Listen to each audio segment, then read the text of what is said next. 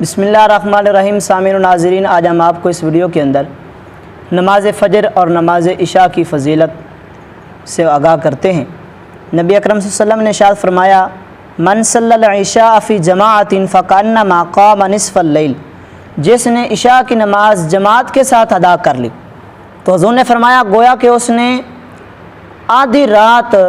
اللہ کی بارگاہ میں عبادت کی ہے، اس نے آدھی رات تک اللہ کی بارگاہ میں کھڑے ہو کر اس کی تسبیح اور تحلیل بیان فرمائی ہے۔ ومن صلی الصبح فی جماعت فکأنما صلی اللیل کلہ، اور جس حضور نے فرمایا جس نے فجر کی نماز جماعت کے ساتھ ادا کی تو گویا اس نے تمام رات کا سارا حصہ اللہ کی بارگاہ میں عبادت کی ہے۔